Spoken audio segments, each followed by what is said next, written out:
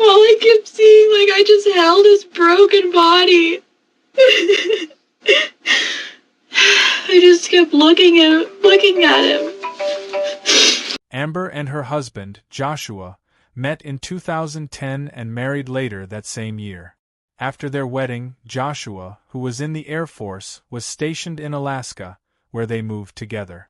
Shortly thereafter, Amber became pregnant with their first child, and life seemed to be on track. However, Joshua developed a drug addiction and was discharged from the military, leading the couple to relocate to a high-rise apartment in Tulsa, Oklahoma, where they settled on the 25th floor. I didn't just lose my husband. Jeannie and Patrick lost their son. Zach lost his brother. His grandma. His poor grandma's gonna have a heart attack when she finds out that her little Josh is gone. All I kept seeing, like, I just held his broken body. I just kept looking at him. Amber, I can't. I'm not saying that you're guilty. Can't believe this. Listen to me. What I'm saying is that there's a lot of things at stake that people are going to be doing their jobs. Patrick and them, you know they are going to come after you with everything they got. Okay? You know that. So you've got to fight for that one. And you've got to fight for yourself. But who fights for Josh? He's in better. Listen to me. He's in God's. It's gonna be Amber. He's in God's hands right now. He's not supposed to be No, there. he's not supposed to be, but he's in God's hands. This isn't fair. Joshua and Amber's relationship was marked by toxicity and frequent arguments, which often escalated to physical confrontations. In one intense incident, Amber threw a lamp at Joshua, causing him to require several stitches. Following this, Joshua obtained an emergency protective order. By June 2011, he had packed his belongings and informed Amber that he wanted a divorce. When they come in and they asked you, say, I don't want to say nothing till my attorney gets here. Do you understand? The detective's at the scene still, okay? They'll be one clearing a little bit, and they'll come down here and talk to you. Get all that, so just hang tight, okay? All right. Thank you. Okay. But doesn't that make me guilty? No, that makes the lawyer do his job. Because, baby, they will bring everything in. But regardless, I'm going to jail. That doesn't mean we're just doing your rights. You just don't understand how things work. You just don't say nothing till your attorney gets here. Okay? So we're going to be here for like hours. Yeah, it'll probably be a long night. But you don't say nothing until your attorney gets here. When they come in, just say, I don't want to say nothing until my attorney gets here. Amber claims that the day after their argument, Joshua threw a laundry basket through their 25th floor window. As he inspected the broken glass, Amber, who was 8 months pregnant at the time, pushed him out of the window, watching him fall to his death on the concrete below.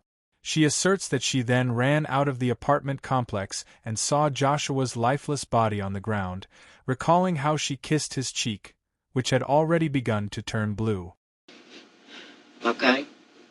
Don't slip any other way. You just have to stick to that. Because they are, listen to me, they are going to poke you. I just want to be with Josh. I just want to die.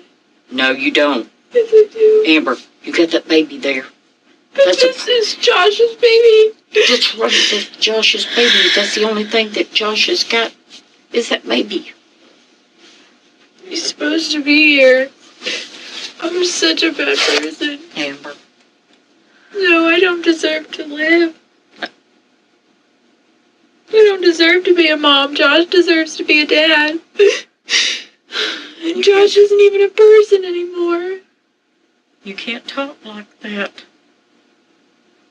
I'm so sorry. And you can't talk like that in front of... You gotta hold it together, baby.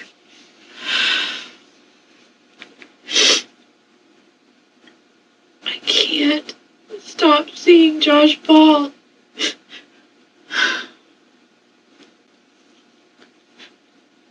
I just want to be back in bed, laying with him.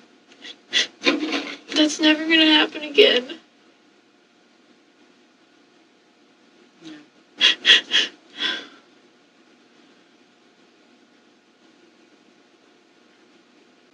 Why did he have to die? I just want to see him smile again.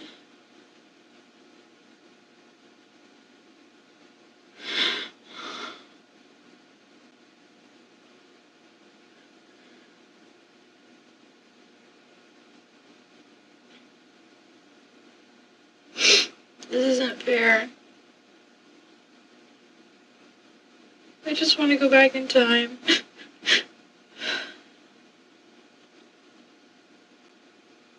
I lost the person I loved. The person I couldn't even imagine being separated from is dead.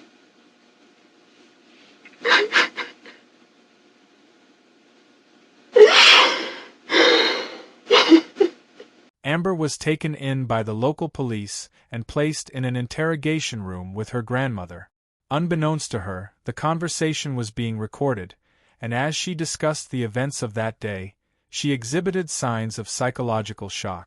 Amber seemed to be trying to detach herself from the reality of what had happened. I wonder if his parents know yet. I'm sure they do.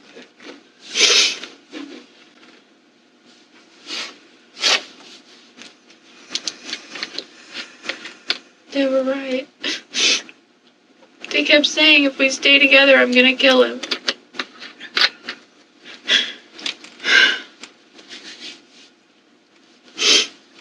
Don't say stuff How did like this that. happen? How did this happen? Why did he have to fall out the window? Fall out a window? Why did Mom put us in that apartment? Why are we there? Why were we there? Why didn't I just leave? He was leaving. I kept just saying, and when he leaves, I'll go to my grandma's. Why didn't I just leave? He'd still be alive. A key trait of a narcissistic personality is when a person thinks that they can do no wrong. Everything negative that happens to them is immediately blamed on others. In this case, Amber is blaming the fact that a relative helped them by paying for them to move to the 25-story apartment building. It's not her fault that she pushed Joshua to his death. Rather, the fault of the apartment building being so far from the ground. A narcissist will do their best to avoid taking responsibility for their dysfunctional or incompetent behavior. I can't get the image of him out of my head, him falling out the window.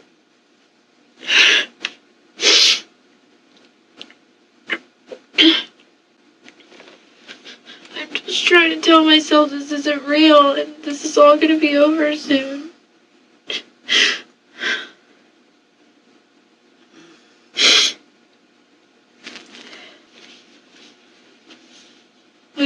Will you have Mom bring me some different pants?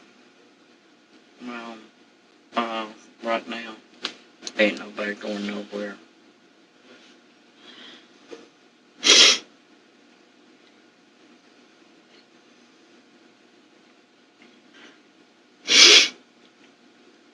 His bones were sticking out all over his body. His whole body was broken.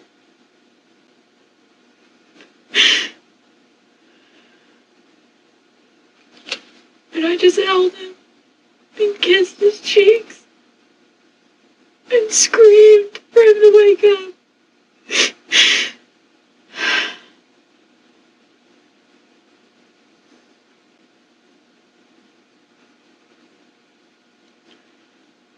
This is gonna turn into a nightmare. You just have to pray. We'll get through it. I don't deserve to pray. Who am I praying to, Josh? Josh hates me. I'm not even going to be able to meet him in heaven anymore because he just hates me. I killed him. Amber admits to killing Joshua, but is quickly hushed by her grandmother. They both do not realize that they are being recorded and that Amber just confessed to the crime. Amber, stop talking like that. What kind of person am I? You're a loving person that has been abused by Josh just as well.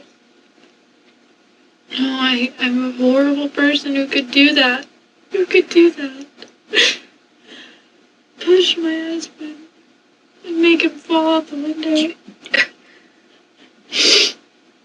I wish I could just go back and know that if I pushed him, it was going to happen. Amber, quit saying you pushed him out the window.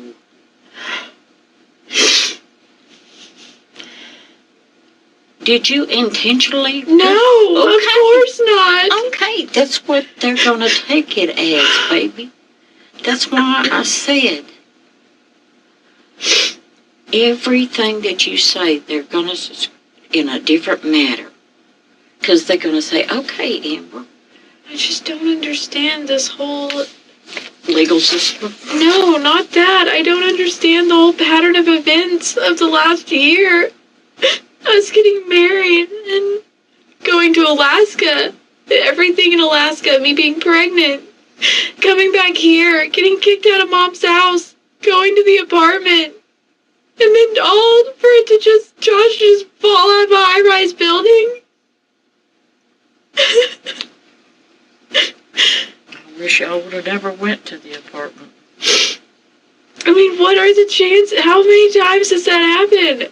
All Josh's friends, his family, they're gonna know he died because he fell out of a high-rise apartment.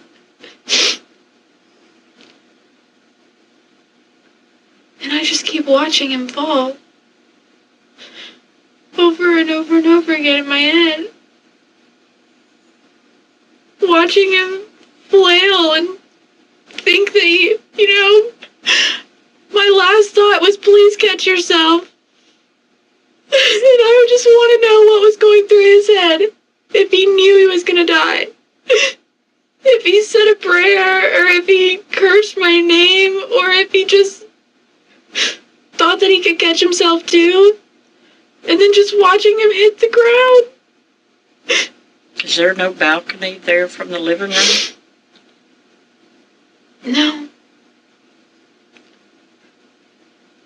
Instead of expressing concern for Joshua's family and their grief over his death, Amber focuses on how they will perceive her. Her primary concern seems to be her own image and the pain she feels from losing her husband. Although she begins to cry, it appears as though she is very self-aware, almost performing for an audience, as if she is aware of the possibility of being watched. For the rest of my life, everyone's gonna think I'm a murderer. My family. My whole family. Amber, we don't think that, baby.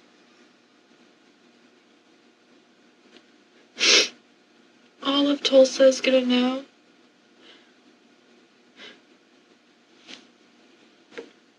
I want to be the one that's dead.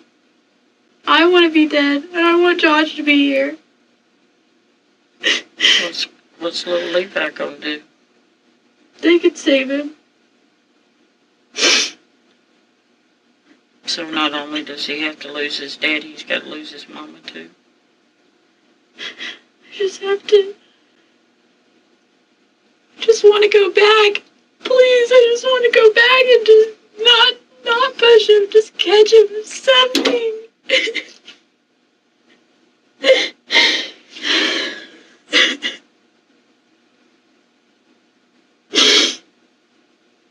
This can't be real.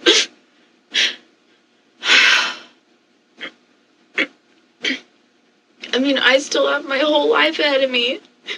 And I was supposed to spend it with Josh.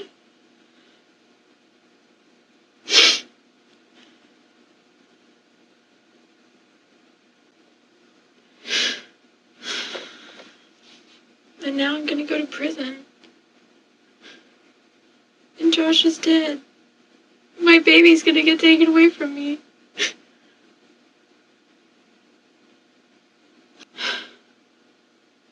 I can't believe he fell out the window.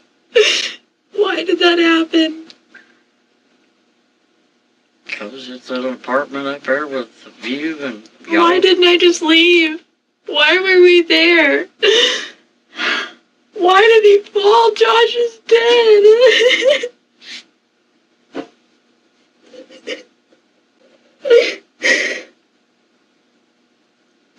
I just want to know where he's at right now. He's probably talking to his grandpa.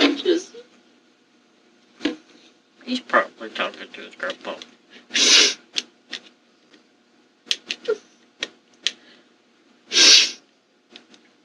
But I wonder where he went.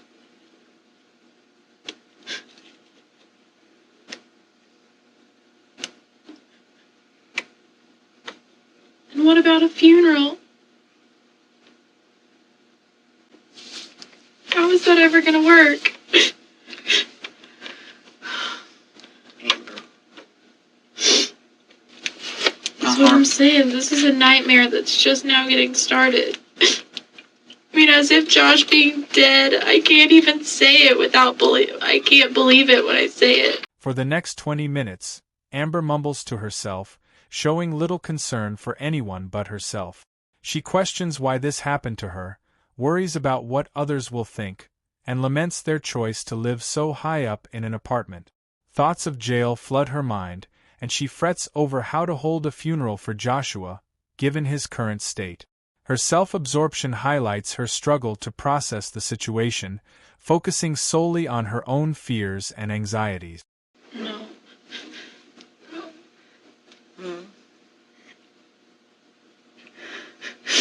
This is such a bad nightmare.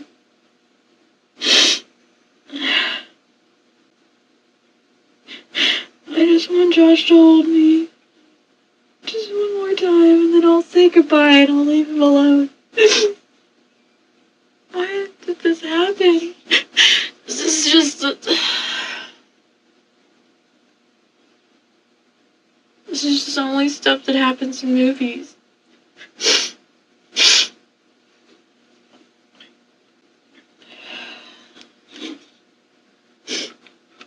I mean, I know what I have to do. What is that? What do you have to do? You're gonna have to quit saying that. Yeah, I know. That's what I'm saying. You didn't kill him, Amber. I know, but it was an accident that went wrong, but because of me. I mean, I know I can't say those things. I know what I have to do to keep me and Levi safe.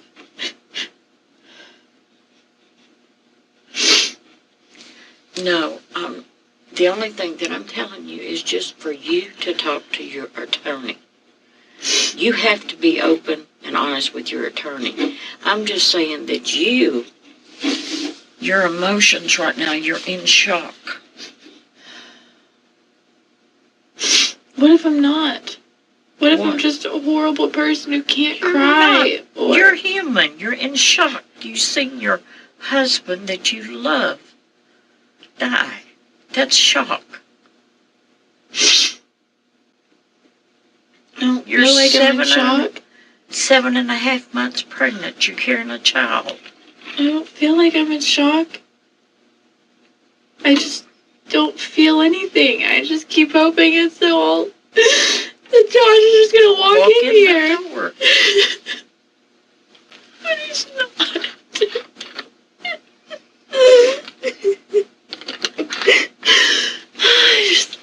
God, I can't take this. I can't take this. I can't do this. I can't.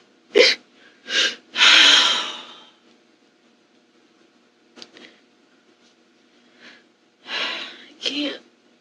Amber says to her grandmother that she wishes she could take back that push.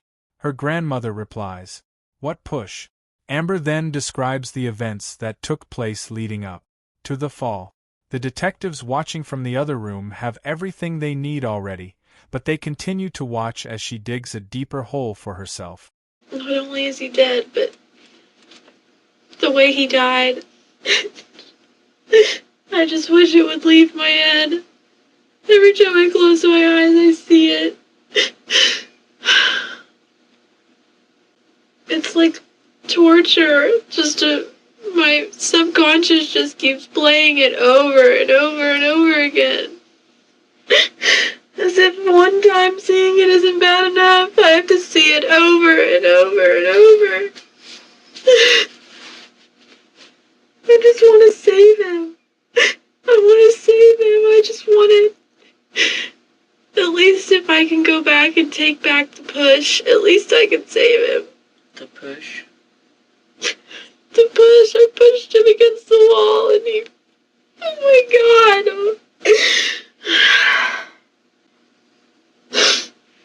At least I could catch him. I tried, but it was all so fast. And I just want to know what his last thoughts were. What could you think? What could go through your head when you're falling to your death? Was he fixing to... Where was the candle things? There's like these stand-up candle things like this high. They're just like little wire things, but he was fixing the TV. He was like messing with the TV right here. And the window's right here. And I pushed him and he fell into the window and fell. Oh god. I'm never gonna get over this. I'm never gonna understand it. I mean, I thought divorce was gonna hurt. He's not even here. I can't even talk to him. Every time I pick up my phone, I'm just gonna want to text him. The interrogator finally enters the room to ask Amber more questions. He notices her hesitation, prompting her to heed her grandmother's advice and request a lawyer before responding. She is acutely aware that the last thing she wants to do is incriminate herself. Hi, are you Amber? Yes. Yeah, my name's Jeff Elton. I'm very sorry. Very sorry. I'm sorry, you... I'm her grandmother, Gloria Bowers. Oh, okay. Very sorry. Yeah, I'd like to talk to you, get a statement as to what happened. Can I talk to her? Yeah, can I talk to her in private? Yeah. Thank you, ma'am.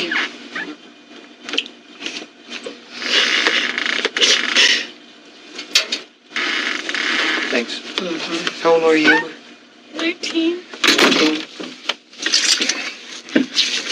How long you guys been I married? can't make a statement. I don't want this to turn out bad. Okay. Okay, well... My mom, I think, is calling an attorney. Okay. Is that what you want to do? And I'm not supposed to say anything till he gets here. Okay. Who is your attorney? I don't know. Okay. Okay, let me just get all your information then, and we won't talk about the case at all, okay? Amber? And I'll let your grandma come back in here, okay? I can't deal with this. Okay, can you tell me your name and stuff? Amber Hilberling. Okay. Is it H-I-B? No, H-I-L. Okay. B-E-R-L-I-N-G. L-I-N-G. Would you like to, is this your water? You want another water or pop or anything? Okay, what's your date of birth, Amber? Okay, I'll call your mom, okay? Okay. You want your grandma to come sit back in? Yes, please. Okay. After the detective leaves the room, Amber resumes her thoughts, expressing concerns about how everything that has happened will impact her future. She knows that charges will soon be brought against her, but for now, they continue to record her as she provides more details about her husband's death. Forever. I'm only 19. I have the next 60 years to think about this. To let it torture me. I'm never gonna find someone that I love more than Josh. I'm never gonna find someone as perfect for me as he was. And I ruined all of it. God, why did I do that? God, I just want to go back. I'm gonna have this baby and it's gonna be just like Josh. And I'm scared because it's gonna remind me of him every day. Look like him. Josh. Baby.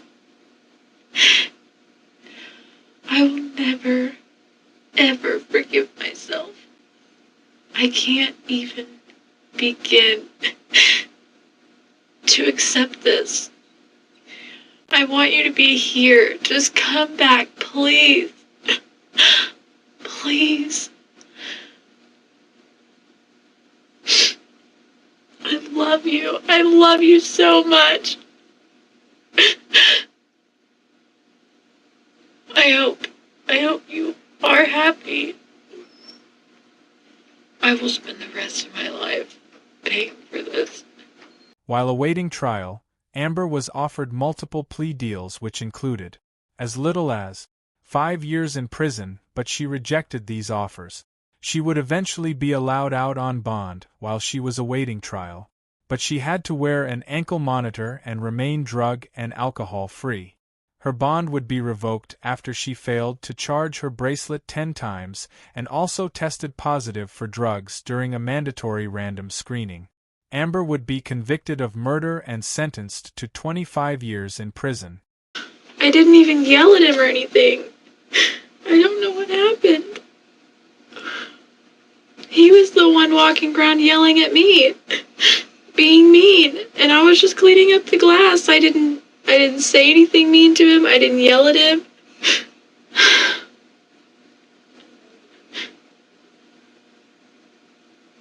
I just sat in the bathroom crying so hard I was throwing up. And he came in there and said,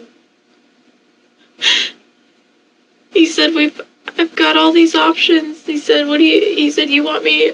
He kept saying, what do you want to do? And I said, please make your own decisions. And he said, okay, I will. He said, I want to work things out with you, but we need to be separated for a while.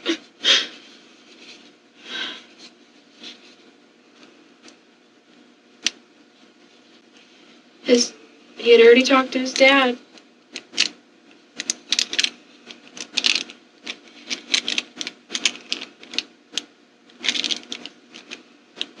He had done talk to him. Yeah, he had just got off the phone with him. His dad was at work, so his dad was going to pick him up after he got off of work.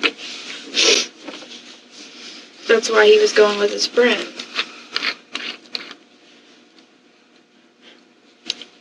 And he was on the phone with his friend, and he just hung up with his... I don't even know if he was on the phone. I don't know. Well, then you come out of the bathroom? Yeah, he had dumped all my laundry out. And I was putting it all back in there. I just don't understand why. I just wish I could go back.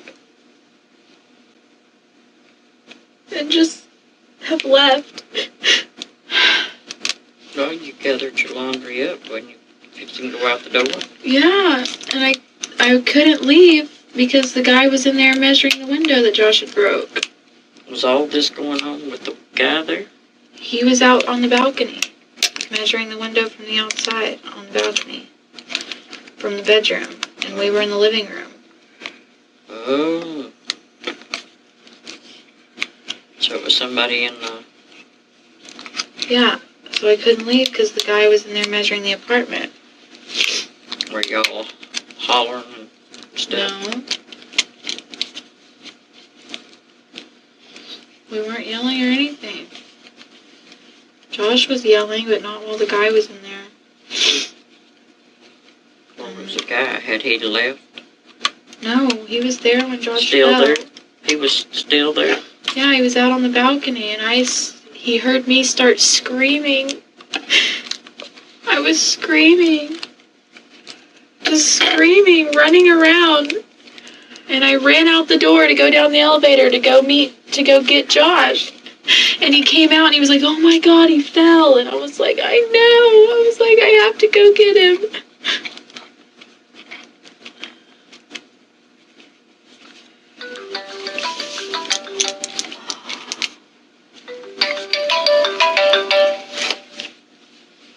Hello. Hey. Nothing. I'm just still sitting in here in the room with Amber. Well, I told her to wait not to say anything till the attorney got here. I don't know. They should be.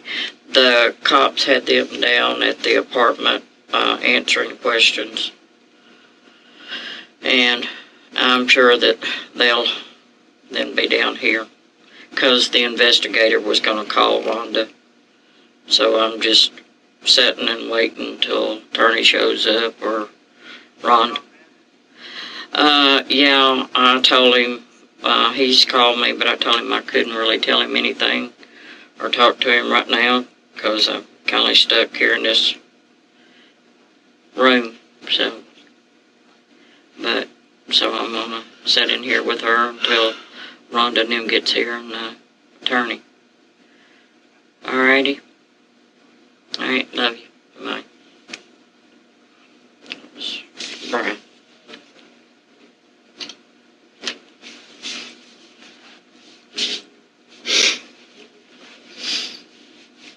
In 2016, Amber filmed a documentary while in prison, where she claimed to be happy and mentioned having found a new partner whom she loved dearly. Tragically, in October of that same year, she was found dead in her cell, with authorities ruling it a suicide. Following the news of her death, Joshua's brother took to Facebook to express his feelings, leaving a chilling remark, "Ding dong, the witch is dead." This part of your life has been your whole life, because it's a whole nother world. I mean, you have to be a whole nother person in here. A whole nother person. You know, I mean, I know on a personal, intimate level, and she's the only person that knows any of this stuff that I talk about. You know, it's that one person that can see you cry, and it's not, you know, it's not shameful.